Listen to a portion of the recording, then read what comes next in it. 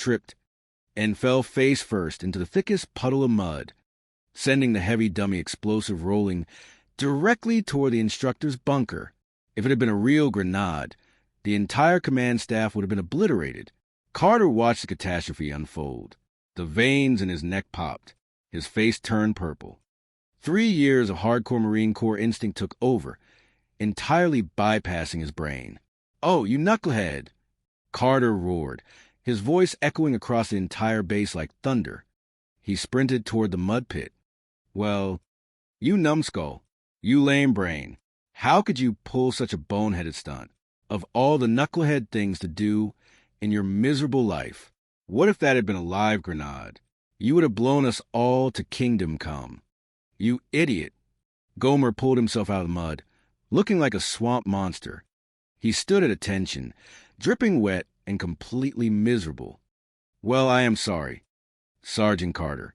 I honestly do not know how in the world I could have done a clumsy thing like that." "Well, I do," Carter screamed, inches from Gomer's muddy face. "It is because you are stupid. Stupid, stupid, stupid. You are a walking disaster. Pyle." Suddenly, Carter felt a sharp tap on his shoulder.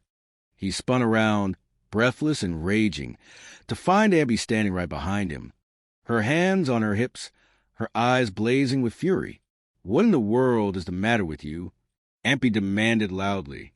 "Why are you shouting like that? Do not tell me you are angry with this poor, sweet boy again." The realization of what he had just done hit Carter like a physical blow. The radio broadcast, the colonel, the impending television interview, his stripes, his entire career. Carter's purple face instantly drained of color. He swallowed a lump the size of a golf ball. The terrifying, painful smile snapped back onto his face with whiplash speed. "Oh, no, no," Carter stammered, his voice jumping up an octave. "I am not angry. Not really angry, Miss Taylor." To Carter's absolute shock, Gomer spoke up. The muddy private looked at Aunt B with deep sincerity. "But, Aunt B, he has got a perfect right to be angry with me."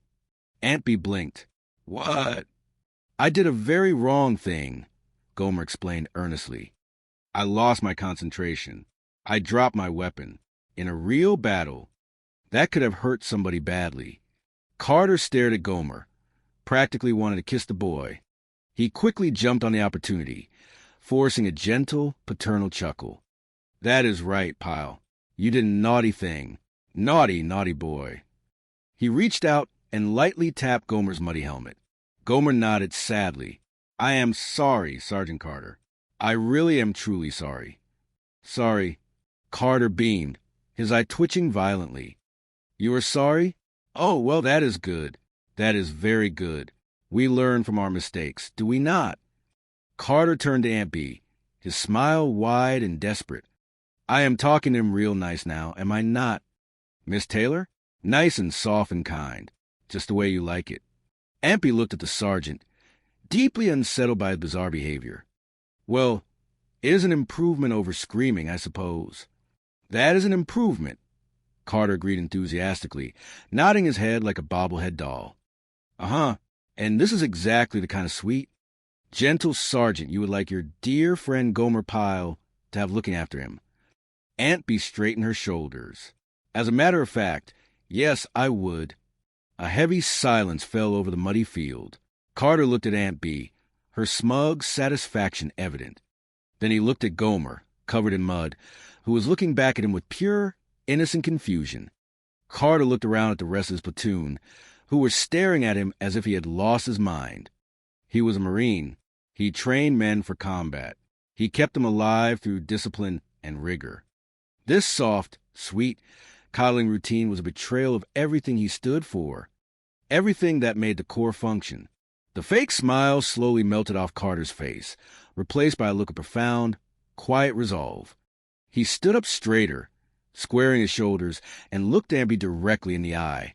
"Well, madam," Carter said softly, his voice firm and steady, "I cannot do it." Aunt B frowned. "Cannot do what?" "I cannot do this," Carter stated proudly. "I am not that kind of sergeant, and I never will be." He turned away from her and faced Gomer. The familiar fire returned to his eyes, not out of unhinged rage, but out of absolute military duty. "Sergeant Carter?" Gomer asked nervously. "And Pyle—" Carter barked, his powerful voice returning in full force, echoing across the drill field. "If you think I am going to drop this mistake, you are absolutely nuts. I am going to have you down there in the mud digging ditches and doing push-ups until you are blue in the face. You are going to practice holding that grenade until it becomes a permanent part of your hand. Have you got that?" "Private—" Gomer snapped off a crisp, muddy salute. "Yes, Sergeant." Ampy gasped, clutching her heart. "Well, I never—" "Start pushing, Pyle," Carter ordered. Gomer instantly dropped into the mud and began doing push-ups. "Count them off loudly." "Oh, Gomer, Gomer, you poor dear," Ampy cried, stepping forward to intervene. But Gomer paused mid-push-up, looking up at her from the mud. His face was entirely serene. "Really, Aunt B," he said softly, "there's a few things about Sergeant Carter and the United States Marines that you really ought to." "No." Ampy stopped, taken aback by the serious, mature tone in Gomer's voice. She looked from the sweating boy on the ground to the stern, unyielding sergeant towering over him. And for the first time, a flicker of understanding crossed her face. That evening, the recreation room at Camp Henderson was packed tight with off-duty Marines. The air was thick with tension and cigarette smoke. Every chair was taken, and men stood 3 deep against the back wall. All eyes were glued to the glowing black and white screen of the television set positioned in the corner. On the screen, a commercial for laundry detergent was playing. We will have another interesting guest right after this word from our sponsor. The television announcer proclaimed happily. Corporal Boyle chewed nervously on his fingernails. "Hey, Pyle," he whispered to Gomer, who was sitting cross-legged on the floor in front of the set, freshly showered and wearing his crisp dress uniform. "Are you absolutely sure your Aunt B is going to be on television tonight?" "Well, she promised she was," Gomer answered cheerfully. "She called me from her hotel room right before she left for the studio downtown." In the back of the room, standing alone near the door, was Sergeant Carter. He looked like a man waiting for his own execution. His arms were crossed tight across his chest, and his jaw was locked. "Hey, you guys, cool it. Carter is here," one of the privates hissed, and the room fell into an uneasy hush. Carter ignored them. He kept his eyes fixed on the television screen. "Well, has she been on yet?" a soldier from the back asked. "No, not yet," Boyle answered. Gomer stood up, noticing Carter standing in the back. He walked over, offering his usual warm smile. "Sergeant Carter, if you want to sit down and watch, you can have my chair right up front." Carter looked at Gomer, his expression a mixture of dread and weary resignation. "No, thanks, Pyle. I will just stand right here and take it like a man." On the television, the commercial ended. The camera faded back into the brightly lit studio of the Johnny Clark at Large show. Johnny Clark sat behind a sleek desk, smiling his $1,000,000 smile. "Our next guest is a lovely lady I had the pleasure of interviewing on our radio program yesterday afternoon," Johnny announced to the camera. "We were doing a remote broadcast outside the gates of Camp Henderson, and she had some very, very interesting comments about her recent visit to the military installation. I invited her down to the studio tonight to tell us a little more about her experiences.